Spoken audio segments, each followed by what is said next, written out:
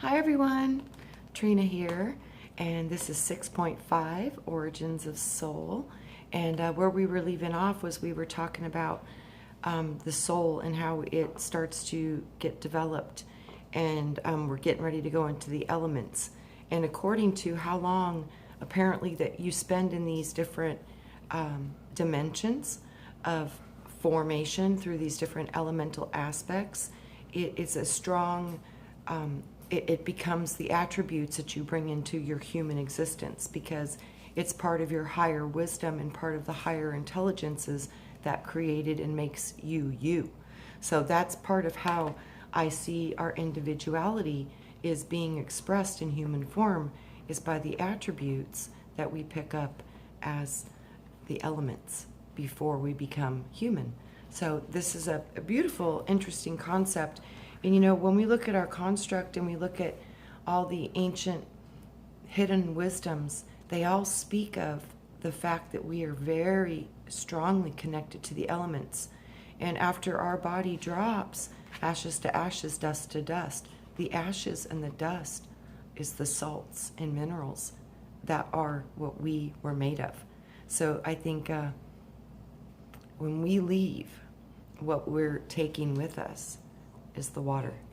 So it's always going back to water, and how water is a huge foundation of everything that we are and see and experience. So with that, we will continue with Origins of Soul, and we're going into the Water Kingdom. So the water element is perhaps the first element linked to creation, and thus it is profound and primordial.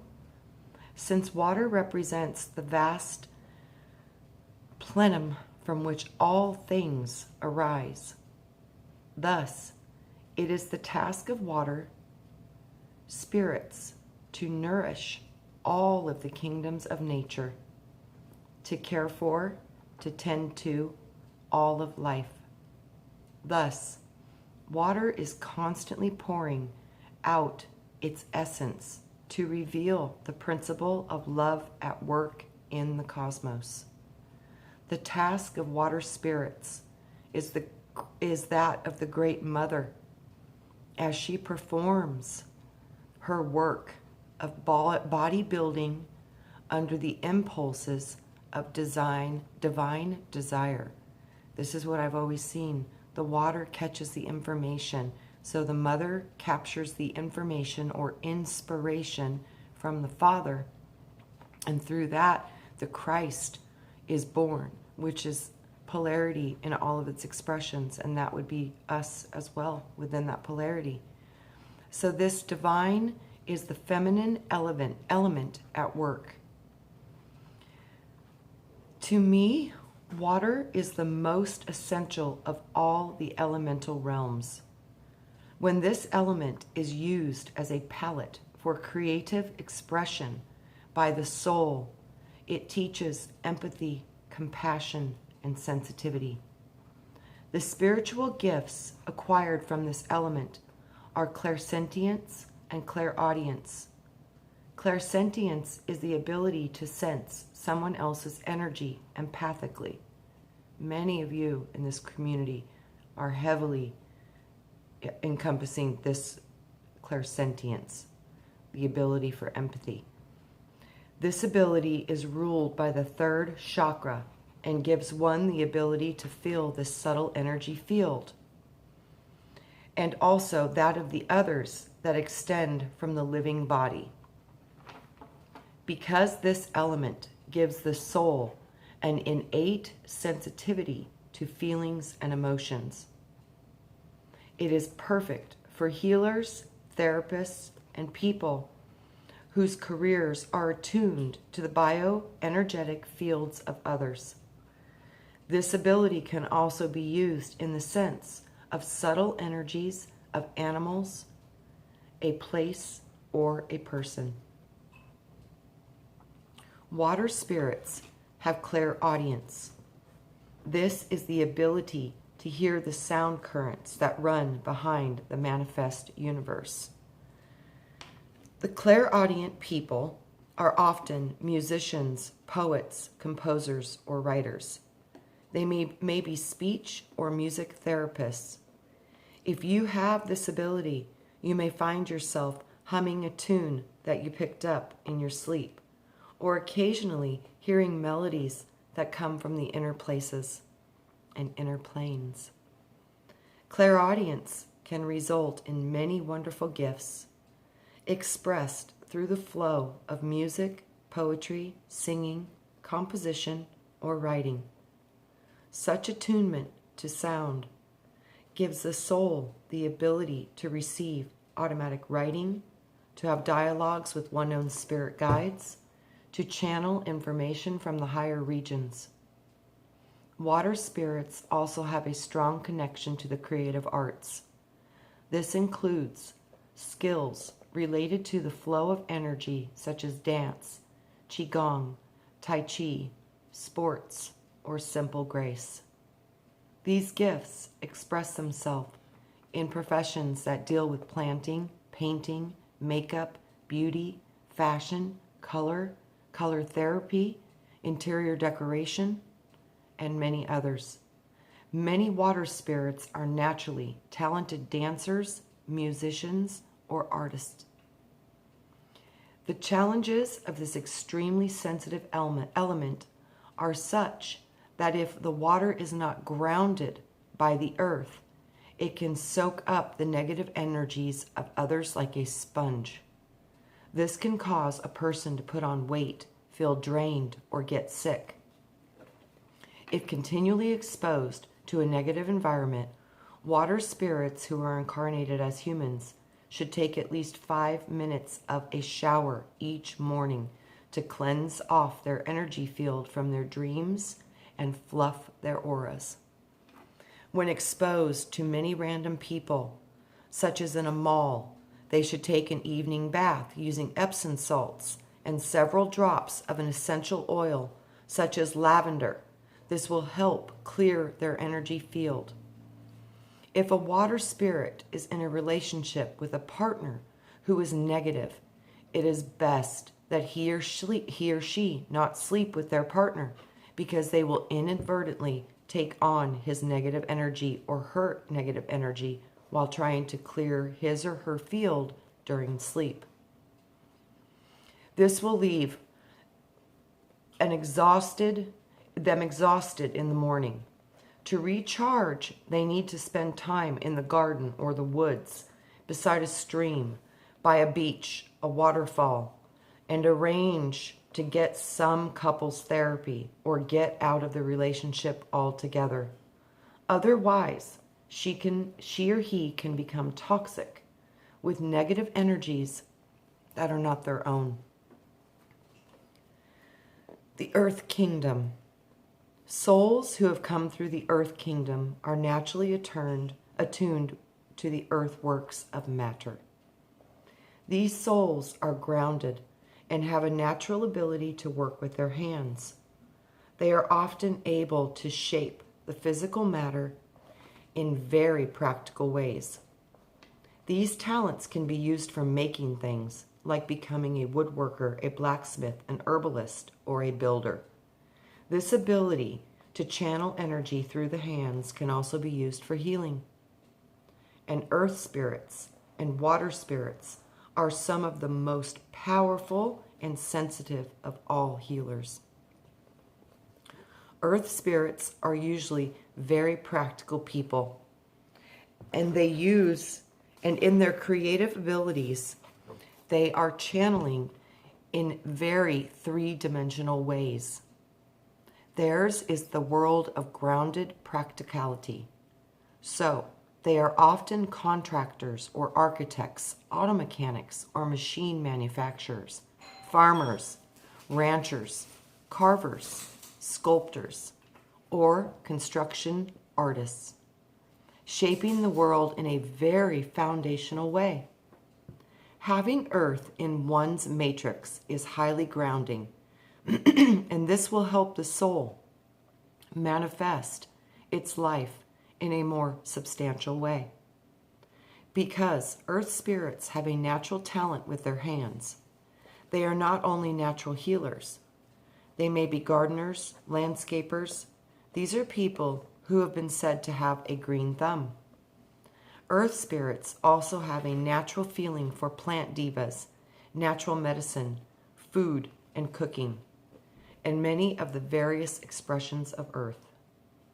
Thus, they may become fabulous chefs, not naturopaths, herbalists. Since they naturally gravitate to the substances of earth, these people may become veterinarians, forest rangers, farmers, ranchers, protectors of wildlife, zoologists, or choose to raise animals. Earth spirits also have a natural ability to communicate with gemstones, crystals, and energies of Earth herself. They may decide to become blacksmiths, metalworkers, sculptors, engineers, or jewelers. They may become geologists or seismologists, land surveyors, or cartographers. All careers that work with the charting and the energies of the planet. Earth spirits are also natural warriors, since this link to the land drives them to protect it. These are people who not only build cities and fortifications, they also make weapons and go into battle to defend the cities. In this way, they use their talents either to protect, kill, make, create, solve practical problems, or attune and heal others, aligning with the natural energies of the land. Because earth spirits are grounded and concrete, they are not abstract thinkers. You would normally find an earth spirit reading a book like this unless they have one of the other elements in their matrix. They are not intrinsically spiritual, but are rarely interested in philosophy or religion. Metaphysical concepts are not important to them, except that they might be applied to solve a practical earth-based problem. Their spirituality comes through touch and their connection with the land, the animals, the plants. And in this, they are supreme. The air kingdom. Unlike earth spirits, air spirits are focused on the world of ideas. Thus, they are often the inventors, philosophers, mathematicians, scientists, theologians, teachers, and high creatives. Since air is the one element that penetrates the other three elements of earth, water, and fire, air spirits are natural diplomats, natural intermediaries between all other elemental realms. The spiritual gift of air is clairvoyance, the ability to see with the inner eye.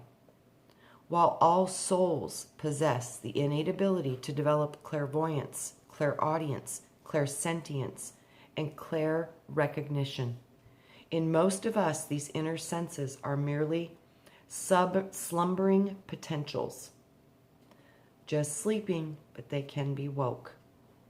These souls who have come through the various devic kingdoms and developed affinities for each of these gifts will always have an easier time accessing their respective abilities than someone who has not.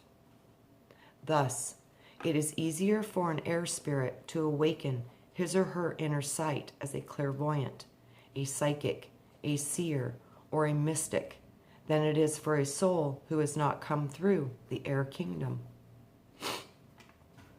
Air spirits are able to easily download ideas from the mind of God. If they practice meditation, dream journaling, or higher alignment, these are genius concepts that already exist in the higher realms.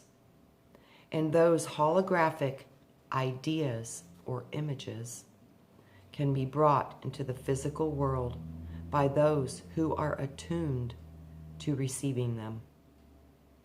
This gives the air spirits a natural edge as inventors, high creatives. They are often quite active in their dream state. They may be movie makers, photographers, creative directors, artists, entertainments, and art directors. They may be storytellers, comedians, writers, or novelists, and they can quickly think on their own feet. Once these souls develop their spiritual abilities through meditation or lucid dreaming, the sky is the limit in terms of accessing their higher creative powers. A drawback that is the air spirits. They can be too mental, living in the head and not being grounded in the body. They can sometimes be so mental that they become disconnected from their emotions and the practicalities of daily life. They can forget to eat, shower, gather books around them like an old library, wear rumpled clothing. Balance is clearly needed for them to become grounded and to reconnect their mind to their heart. Fire spirits, the fire kingdom. Fire spirits are extremely creative souls, for the fire is in the second element that brought the world into being. Some spiritual paths believe that it was the first element to emerge from the cosmic egg, an event that scientists call the Big Bang. Fire spirits are highly intelligent, charismatic, and dynamic, and can be warlike and aggressive. They are impatient, and they can run circles around the slow-moving earth spirit. They have a powerful curiosity about everything, particularly sex, which is a conduit for the fire energy or the Kundalini. This curiosity also includes any subject that has to do with action, power, violence, dynamicism, life after death, or the use of the sexual energy life force. On the minus side, fire is not naturally compassionate, empathic, or patient, so it can be self-centered, egotistical, and highly destructive. When there is too much fire in a soul's matrix, they may struggle with anger, aggression, or self-sabotaging behavior. However, when combined with the softer elements of water or earth, fire can express itself in a very balanced way. In the right measure, fire is leadership-driven, shamanistic, alchemical, creative, enlightened, and taken to its highest level, it brings forth creativity, brilliance, knowing, high charisma, and the power to create alchemical transformation in the healing of others. The elemental matrix. As we can see, the elements that a soul accumulates in its earlier devic stages can play a critical role in the direction for which it will later evolve. Souls that have a lot of water must learn to ground more solidly into the earth. Souls with too much fire or air must learn to the sensitivity and the emotions of the water and use the earth as an anchoring point for their quickness of thought. Souls who have too much earth must learn to increase the properties of air and water, thought and feeling in their natures. While some souls only had the experience of working with one of these elements, most souls have evolved through 2 or even 3 of these elemental kingdoms, making them ever more complex in their composition. In The Secret Doctrine of Madame Blavatsky, she speaks of these same elemental affinities. The meaning of this is that man is composed of all the great elements: fire, air, water, earth, and ether. The elements which belong respectively to these elements feel attracted to man by reason of their coexistence. That element which predominates in a certain constitution will be the ruling element throughout its life. Each element thus contributes to the matrix of the individual soul. But too much of any one element can create an imbalance in life. So doing our best to cultivate the strengths of each of the 4 elements can ground us, inspire us, and motivate us as to where we move through the human world. In addition, it is so important to know the length of time that a soul spent in each element, and that it has a direct bearing on the soul's abilities. A person with 3 billion years of water will be far more clairsentient and clairaudient than someone with only 1 billion years. Plus, the order in which the soul experiences these elemental kingdoms has a great impact on the soul. If a soul ended its time in the Devic realms, in the elementals of earth, it will naturally be drawn to earth matters. As it moves into its incarnations in the 5th, 4th, and 3rd dimensions, if a soul ended its time in fire, then the soul will find itself swept up in the passion of war, sex, conflicts, impatience, leadership, and creative brilliance. Once we begin to rearrange these elements in both duration or sequence, the permeation of the soul's evolution become ever more complex. The best healers, for example, always have water and earth in their matrix. This combination gives the soul empathy, and they can perceive the wounds of another person. The ability to transmute and healing these energies through the wounds through their hands. When you add to the element of fire, you have the power to facilitate miraculous healings. This is very funny because I am triple fire, but 23 of my elements are sitting in earth. So it's very balanced in that aspect, but it's been a tough chart to be in because my fire is strong, and to balance that fire in this construct is very hard because, boy, fire is fed in this matrix. So entertainers often have water or fire in their matrix because the elements of water pushes them towards emotional expression, while the fire feeds their longing to be seen on stage.